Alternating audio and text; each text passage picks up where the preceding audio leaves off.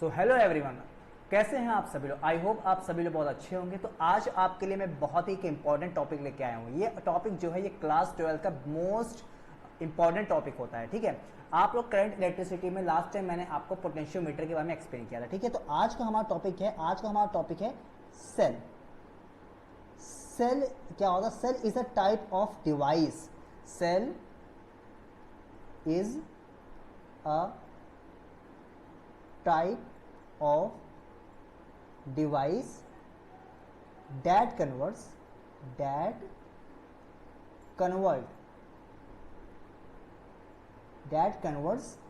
chemical energy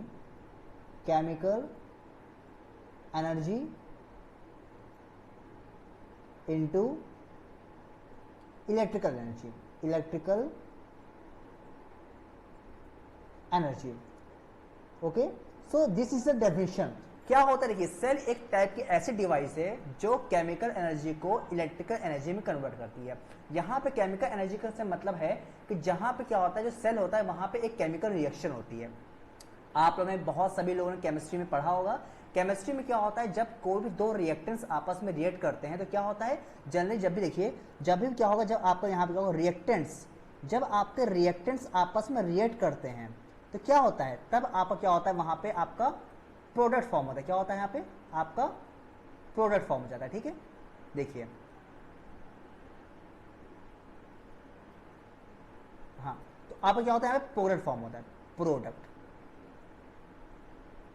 सो जो ये आपका एक चेंज हो रहा है, ठीक है, केमिकल चेंज हो रहा है, इसी को हम लोग क्या बोलते हैं, केमिकल रिएक्शन बोलते हैं। तो जब किसी भी दो सब्सटेंस की आपस में केमिकल रिएक्शन होती है तो वहां पे क्या होता है, कुछ ना कुछ अमाउंट में प्रोडक्ट फॉर्म होता है। ठीक है, that is conservation of energy. तो यहाँ पे क्या हो रहा है, कंजर्वेशन ऑफ एनर्जी जो आपने पढ़ा, वहां क्या हो रहा है कि यहाँ पे जो आपकी केमिकल एनर्जी है, ये केमिकल जो एनर्जी है वो क्या हो रही है, आपकी इलेक्ट्रिकल एनर्जी में कन्वर्ट हो रही है। अगर बात करते हैं इसके कंस्ट्रक्शन की, तो कंस्ट्रक्शन कैसे होता है आपको यहाँ पे देखना पड़ेगा। अब देखते हैं सेल का आपका कंस्ट्रक्शन कैसे होता है। देखिए, बेसिकली मैं आपको सिंपल डायग्राम से एक्सप्लेन कर रहा हूँ। यहाँ पे सपोज के लिए आपने यहाँ पे एक सेल लिया, या आपने, ये हो गया आपका एक सेल। ठीक है, ये आपका एक सेल है। इस सेल में क्या है, आपने यहाँ पे एक इलेक्ट्रोलाइट फिलअप होता है। ठीक है, इलेक्ट्रोलाइट यहाँ पे आपका फिल होता है सेल में आपका। So what is a electrolyte?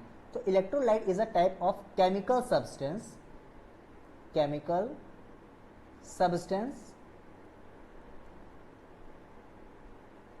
which ionize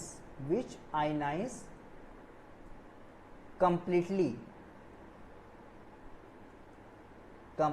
in liquid form. मैंने यहां पे देखिए लिक्विड फॉर्म लिया है, बिकॉज देखिए लिक्विड फॉर्म में आपका सब्सटेंस दो तरह से हो सकता है, या तो आप क्या कर उसको वाटर में डिजोल्व कर दी, दैट इज एक्वस फॉर्म, या फिर आप उसको मॉल्टन स्टेट में ले लीजिए। तो यहाँ पे आपको जस्ट फॉर, तो यहाँ पे हम एग्जांपल ले रहे हैं NaCl का।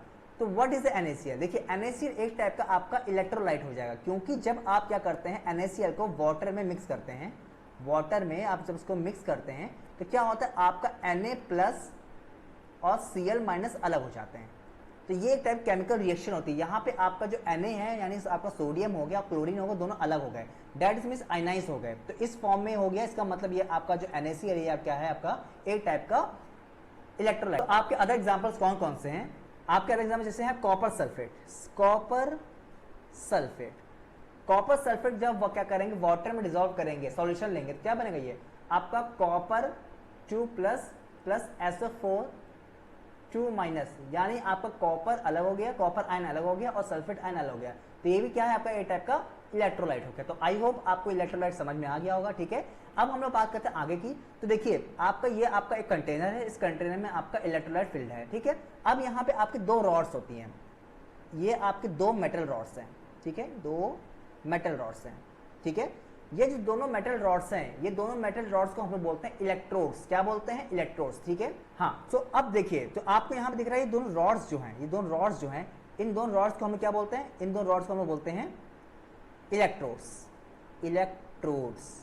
What is electrodes? तो electrodes is a type of metal rods, जिसमें आपके दो तरह की रॉड्स होते हैं। एक होती है आपका कैथोड और दूसरा होता है आपका एनोड। अब देखिए क्या होता है, देखिए जब आपको यहाँ पे आपने क्या किया, यहाँ पे सॉल्यूशन फॉर्म में आपने इलेक्ट्रोलाइट को लिया तो वहां पे क्या हो, केमिकल रिएक्शन होगी। मतलब सपोज कर लीजिए अगर आपने कॉपर सल्फेट को लिया तो कॉपर सल्फेट आपका क्या होगा, आयन में ब्रेक हो जाएगा। आयन में ब्रेक होने का मतलब क्या हुआ कि इनके बीच में इलेक्ट्रॉन का ट्रांसफर होगा।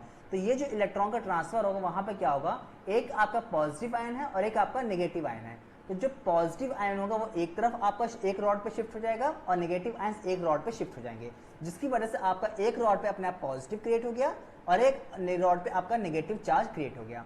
तो ये जो आपका पॉजिटिव और नेगेटिव क्रिएट होने का मतलब क्या हुआ कि आपका यहाँ पे दोनों रॉड्स के बीच में एक पोटेंशियल डिफरेंस डेवलप हो गया।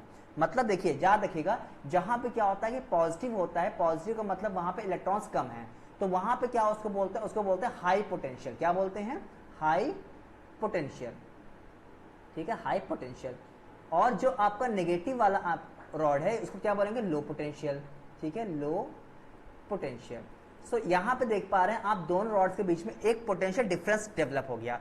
तो इसी पोटेंशियल डिफरेंस की वजह से क्या होगा, यहाँ पे एक टाइप की आपकी करंट फ्लो होगी। बिकॉज आपने ओम्स लॉ से भी पढ़ा हुआ है कि अगर कहीं पे पोटेंशियल डिफरेंस क्रिएट होता है तो वहां पे एक अमाउंट में करंट फ्लो होना स्टार्ट हो जाती है।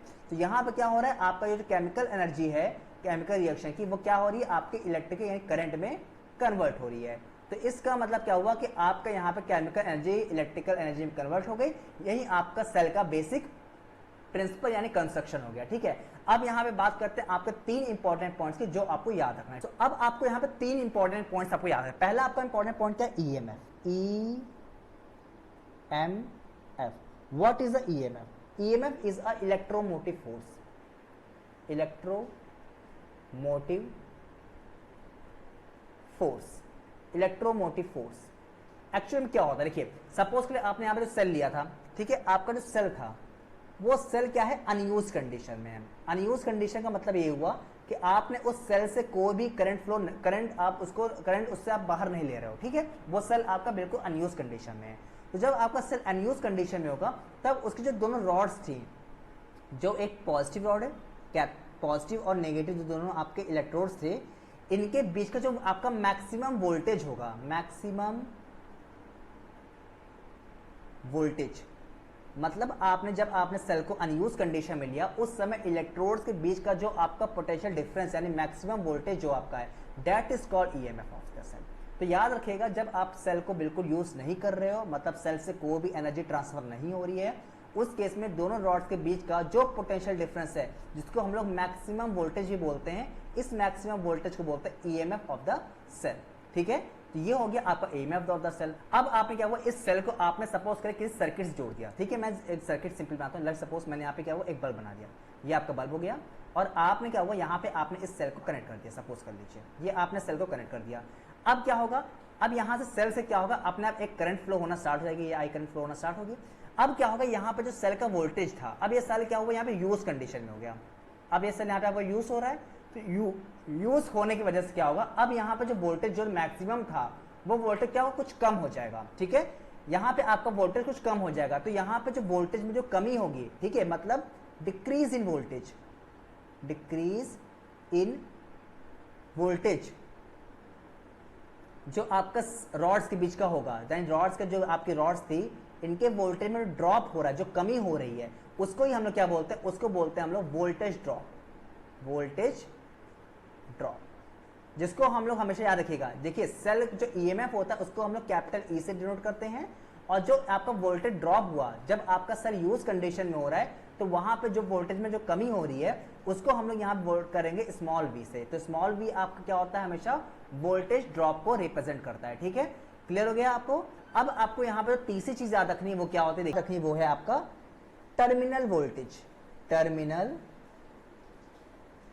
वोल्टेज क्या होता है, टर्मिनल वोल्टेज। देखिए टर्मिनल वोल्टेज क्या होता है, देखिए आपने यहाँ पे क्या हुआ, सेल को आपने यूज कर रहे हैं, सेल को यूज करने में कुछ करंट फ्लो हो रही है। ठीक है, तो यहाँ पे जो आपका जो बल्ब है, जो भी आपकी सर्किट है, सपोज कर लिए कोई वायर है या आपने बल्ब यूज कर रहे हैं, तो इसके दोनों जो इसके एंड्स हैं, इसके एंड्स के अक्रॉस जो वोल्टेज होगा, जो आप लोग ओम्स में मेजर करते हो, वो वोल्टेज यहाँ पे जो होगा वो क्या होगा, आपका टर्मिनल वोल्टेज होगा। ठीक है, तो सर्किट में आपके किसी भी सर्किट या वायर के अक्रॉस जो वोल्टेज है, दोनों पॉइंट्स के बीच का जो वोल्टेज हुआ, उसे क्या बोलेंगे, टर्मिनल वोल्टेज। यहां पे इस टर्मिनल वोल्टेज को हम लोग कैपिटल वी से डिनोट करते हैं। तो याद रखिएगा जब आप ओम्स लॉ में जो आप वी मेजर करते थे वो क्या था आपका टर्मिनल वोल्टेज होता है, ठीक है।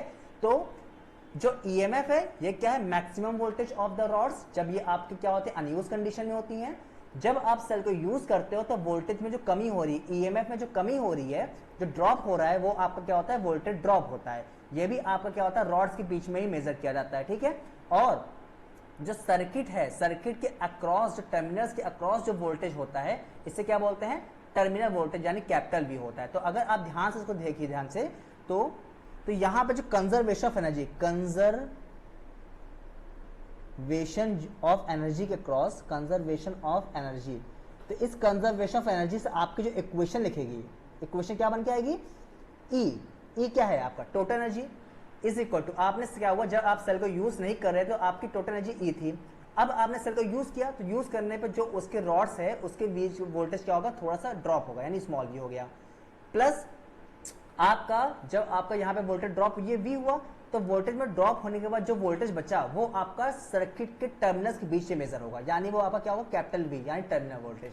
तो यानी ई इज इक्वल टू क्या हो जाएगा V means voltage drop plus terminal voltage. तो ये आपका क्या हो जाएगा इक्वेशन हो जाएगी आपकी कंजर्वेशन ऑफ एनर्जी क्रॉस, यानी capital E is equal to होता है small V voltage drop plus capital V means terminal voltage. तो इसी तरह से आपका फॉर्मूला बन के आता है V is equal to E minus I R. ये आपका होता है टर्मिनल वोल्टेज और ईएमएफ में रिलेशन। यहाँ पे जो स्मॉल आर होता है इसको बोलते हैं इंटरनल रेजिस्टेंस। अब आप सोच रहे हो what is an internal resistance, ये टर्म पहली बार सुनना लग रहा है आपको। देखिए क्या होता है, जो आपको मैंने बताया सेल में क्या होता है इलेक्ट्रोलाइट्स भरे होते हैं, ये आपका सेल था, इस सेल में इलेक्ट्रोलाइट्स भरे हुए थे। अब जब इलेक्ट्रोलाइट्स भरे थे यहाँ पे इलेक्ट्रॉन जब मूव करेंगे तो क्योंकि इस इलेक्ट्रोलाइट में क्या है आयंस भी तो हैं, पॉजिटिव और नेगेटिव आयंस भी तो हैं, तो इलेक्ट्रॉन्स जो होंगे वो इन आयन से क्या करेंगे टकराएंगे, टकराने की वजह से क्या होगा उनकी जो स्पीड है वेलोसिटी है वो कम होगी, यानी वहां पे एक रेजिस्टेंस क्रिएट होगा। तो रेजिस्टेंस ऑफर्ड किसकी वजह से offered by electrolyte, resistance offered by electrolyte is known as internal resistance, ठीक है। तो आपका यहाँ पे इक्वेशन क्या हो गई V equal to E minus I R. But याद रखिएगा ये आपकी इक्वेशन कब है, ये आपकी इक्वेशन है डिस्चार्जिंग केस में। यहाँ पे क्या हुआ आपका जो इंटरनल रेजिस्टेंस, इंटरनल रेजिस्टेंस क्या हो जाएगा resistance offered by electrolyte is known as internal resistance, ठीक है। तो आपकी जो इक्वेशन लिखी है V equal to E minus I R, ये क्या है ये डिस्चार्जिंग केस में है। किसके केस में डिस्चार्जिंग केस में। अगर यही केस क्या हो चार्जिंग का हो जाए, चार्जिंग का केस होगा तो क्या होगा इक्वेशन चेंज हो जाएगी। जब अगर आपका चार्जिंग का केस होगा चार्जिंग में इक्वेशन आपकी चेंज हो जाएगी, क्या हो जाएगी चेंज होकर V is equal to E plus I R हो जाएगा, ठीक है। तो यहाँ पॉजिटिव आ जाएगा, यानी आपको याद रखना है अगर आपको क्वेश्चन में बोला डिस्चार्जिंग केस दे रहा है, सेल से करंट ले रहे हैं तो वहां पे माइनस आई आर होगा, और अगर सेल को चार्ज कर रहे हैं तो आप क्या हो जाएगा ई प्लस आई आर हो जाएगा, यानी कि आपका डिस्चार्जिंग केस में V आपका ई से छोटा होगा, जबकि चार्जिंग केस में क्या होगा V आपका ई से बड़ा होगा। तो आपको ये सेल के बारे में कुछ इंपॉर्टेंट टर्म्स याद करने हैं, ठीक है। आई होप आपको वीडियो अच्छा लगा होगा। वीडियो अच्छा लगे तो प्लीज चैनल को सब्सक्राइब करिए और वीडियो को लाइक जरूर करिए, और जितना हो सके शेयर कीजिए। ऐसे बहुत सारी वीडियोस आपके चैनल पे आने वाली है। Thank you, have a nice day.